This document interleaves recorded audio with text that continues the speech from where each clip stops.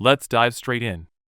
Section 7. So you want to be a king? Say goodbye to soap, buddy. Okay, listen, everybody thinks being a medieval king means you're rocking a giant gold crown, surrounded by servants, dancers, and knights, eating breakfast out of a golden cup and riding into the sunset to an opera soundtrack. But the truth? Nah fam, it's more like crashing a zombie campsite and proudly announcing, I am the lord of all smells. Like, if the Middle Ages had a cologne, it'd be called Eau de Royal Filth for the discerning nose. First of all, showers? Total myth. Might as well have been dragons or UFOs. People legit believe water could make you sick. Yeah, water. That clean, cold thing we use for showers today? To them, public enemy number one. A king might go an entire year without bathing, and when he finally did, it was a full-on celebration, like the drought was finally over. And even then, it wasn't a real bath. It was a sketchy dip in a moldy wooden tub, probably with the same water 3 other dudes already used. Now clothes? Sure, royal outfits looked fancy.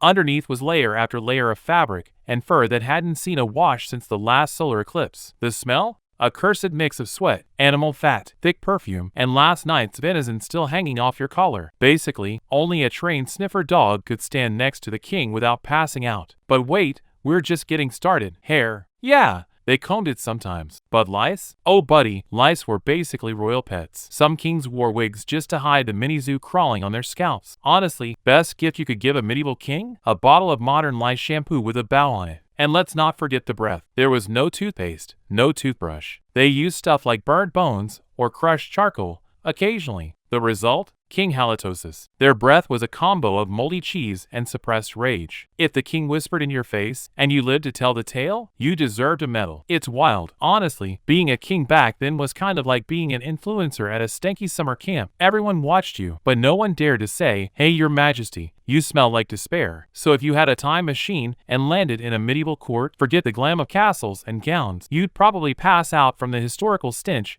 before you even said huzzah. Bottom line? Next time you're whining about having to shower in the morning, just remember, there was once a time when kings proudly smelled like leftover meat, and no one dared to say a word.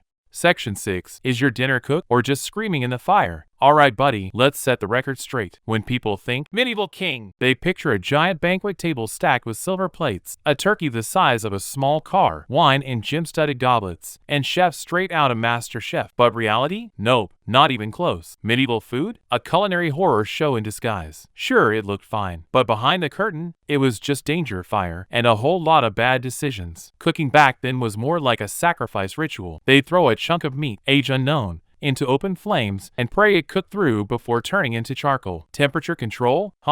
They didn't even know what a thermometer was. Everything was done by eye, like, if the smoke's making your eyes burn, it's probably ready. And that's just cooking. Let's talk ingredients. Meat? Sure, they had it. Was it always fresh? LOL, no. Sometimes it was so old it could have had its own throne. So they drowned it in spices, not for flavor, but to hide the trauma of the taste and smell. Spices were basically medieval Febreze. And don't even mention salmonella. That wasn't a word, it was a lifestyle. Especially for kings who were all about that half-cooked meat life. Royal feasts were less fine dining, and more guess who's not making it to sunrise. Veggies? Who had time for those? That was peasant food. Kings went all in on the fatty, greasy, deep-fried monstrosities. The goal was the more explosive, the more regal. And the result? Their digestive systems tapped out like UFC fighters. A couple bites, and boom, summon the plague doctor to chant over your bloated belly. Now dessert. You think dessert means something cute and tasty? Think again. One of their actual desserts was meat jelly. Yup, cooked meat, suspended in gelatin. Why? I don't know. Maybe they were trolling their guests. Or maybe taste buds hadn't been invented yet. Water? Forget it. Water was more dangerous than wine. You had a higher chance of getting sick from drinking water than from eating a 2-week-old roast. That's why even breakfast came with a mug of beer. Yes, beer at 8 a.m. Medieval kings were basically brunching like frat boys. So yeah, eating as a medieval king wasn't about enjoying food. It was Russian roulette with a fork. Every bite was a gamble. Am I going to bed tonight or straight to the afterlife? So next time your chicken's a little dry or your dinner's missing salt, remember, there was a time when kings ate food that might kill them faster than their enemies could. And they did it in style. Kinda.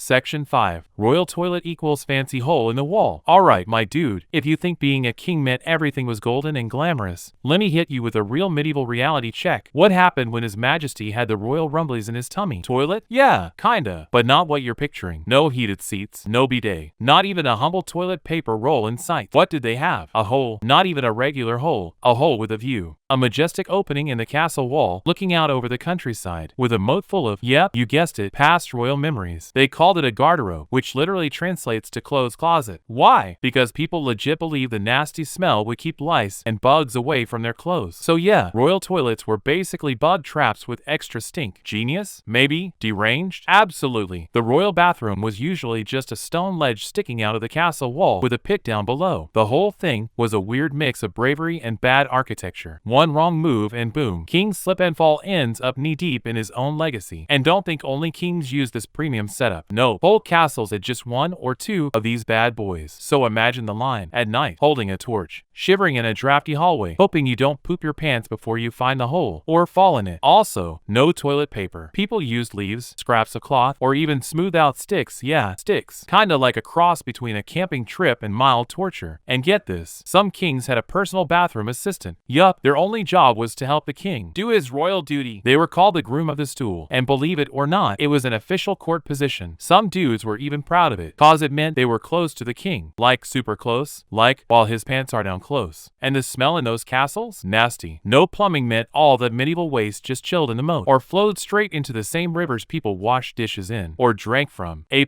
hygiene, baby. So if today you've got a bathroom with a door, air freshener, and a full roll of TP ready to go, congrats. You're living like a literal king, but better. They may have worn crowns, but you're the true ruler of the throne. Section 4. Nice castle, bro, but it's colder than your mom's fridge. Alright, sweetheart, picture this. You're a medieval king, crown on your head, velvet cape blowing in the breeze, standing on the balcony of a giant castle in the mountains. The view? Stunning. The castle? Looks like a Disney dream, minus the music and the joy. Then a little breeze hits and boom, your lungs are freezing. Yeah, bud, a medieval castle was basically a giant walk-in freezer. The kind of cold only moms understand when they set the fridge to Arctic death mode so nothing spoils, including your soul. Sure, castles look badass from the outside, but on the inside, total stone prison. Like they built it with defense in mind and forgot humans actually had to live in there. The walls? Thick, heavy stone. Great for stopping arrows. Terrible for keeping it warm. Heating? Oh please. The best they had was a sad little fireplace that mostly just filled the room with smoke. If you were lucky enough to have a private room with a fireplace, congrats. You still froze your royal butt off every night, wrapped in 3 layers of bear pelts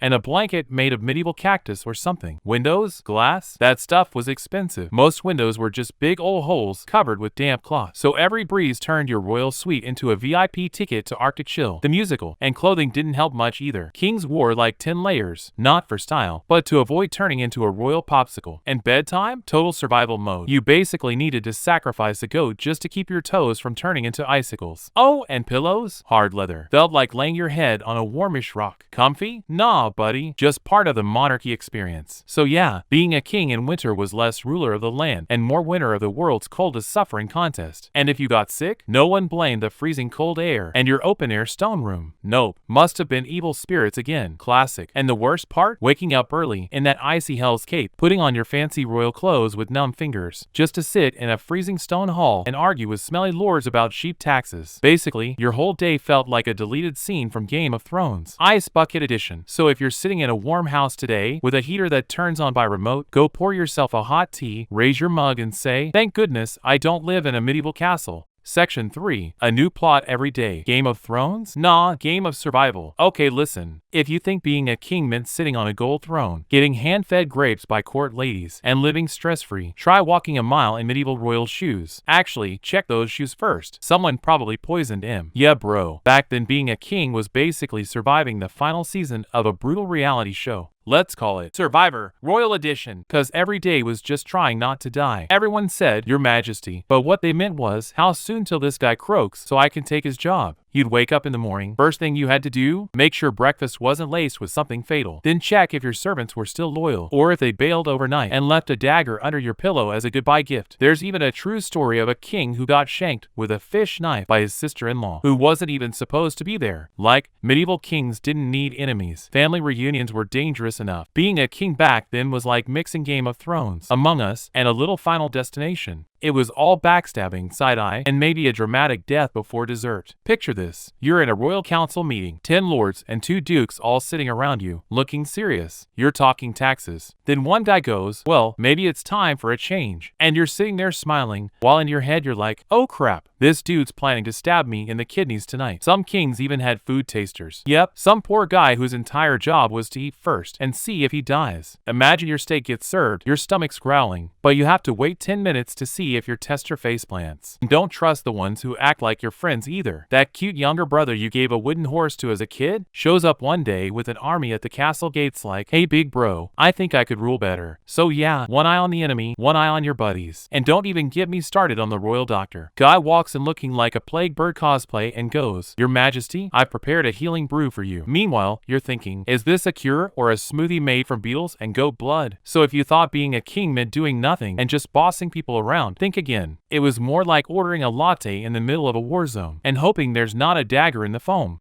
Section 2. A doctor? You mean that Crow-Beaked weirdo? Alright, let's be real. If you start coughing today, you hit up the doc, pop a pill, maybe get an x-ray, and boom, you're good. But if you were a medieval king, and you sneezed the wrong way, everyone around you was like, Your Majesty, might be time to draft that will. Because doctors back then, especially royal ones, they were less health professional, more Halloween street magician. Dude would roll in wearing a long black robe, and this freaky mask with a giant bird beak looked like a depressed crow who lost his day job and wandered into a Tim Burton movie. They called him a plague doctor, and that bird beak, it was stuffed with flowers, cinnamon, and random herbs, because they believed disease was caused by bad smells. No joke. Forget bacteria, forget viruses. If something stank, it was lethal. So here comes the doc, strutting in with his cane, his beak full of potpourri, and his diagnosis? You've got too much blood, not enough bile, or evil spirits in your spleen. Basically, medieval medicine was just Harry Potter meets grandma's gossip remedies. And the cure? Bloodletting? Yup, someone would just slice open a vein to let the bad air out. Low blood pressure? Cool, let's drain you like a Capri Sun. One king caught a cold, went to the doc, came back with a blanket around him, 3 liters of blood lighter, and a bandage on his neck. Feeling better? Probably not. And if things got really bad, they'd dump you in a tub full of boiling water and dried herbs and then just pray. The doctor didn't know what he was doing. He just hoped the divine Wi-Fi was strong that day. Sometimes, they even prescribed stuff like, take a spoon of mouse ashes plus sheep oil plus mashed toad eyeballs. And no, you didn't eat it. You rubbed it on your scalp. Cause obviously, healing starts from the top down, right? Now imagine you're the king, burning up with fever. This masked dude shows up. You can only see one eyeball behind the beak, and he says, Sire, there's only one option left. We must put a live pigeon in your pants. And you just stare out the window thinking, you know what? Maybe death's not so bad. Honestly, if you survived back then, it wasn't thanks to medicine. It was pure dumb luck. Like, you didn't die because your tea didn't have a cobra in it. So if today your doctor has a stethoscope, gives you actual medicine, and doesn't ask for a pigeon sacrifice, take off your crown and say, shout out to the 21st century. Section 1. The real royal advisors? Rats. Lots of them. Alright, listen up. If you think medieval courts were all fancy and polished, full of wise advisors, giving strategic counsel to the king about war and taxes, let me just roll in a rat to nibble away the fantasy, cause the truth? It's way furrier than you think. Yeah buddy, if the Middle Ages were a company, rats were running the board. Castles were so filthy and chaotic, they were basically Disneyland for rodents. Sure, the king technically had ministers and advisors, but behind the scenes? You'd find 3 rats in the corner munching on stale bread leftovers from last night, holding a little strategy meeting about which village to invade next. Get this: food? Plentiful. Storage rooms? Wide open. Rats had VIP access everywhere. They'd strut in, grab a snack, and casually stroll across the king's table mid-council like, hey, just passing through. Carry on. The king's deep in conversation about potato taxes, and suddenly, zip, a rat runs past his foot like it's late for its next meeting. Nobody even flinched. They were used to it. There's even a story about a king seeing a rat and saying, ah yes, I dreamt about that one. It's a sign of good luck. Bruh, standards were so low, rats were basically holy. But let's talk real disaster. Disease.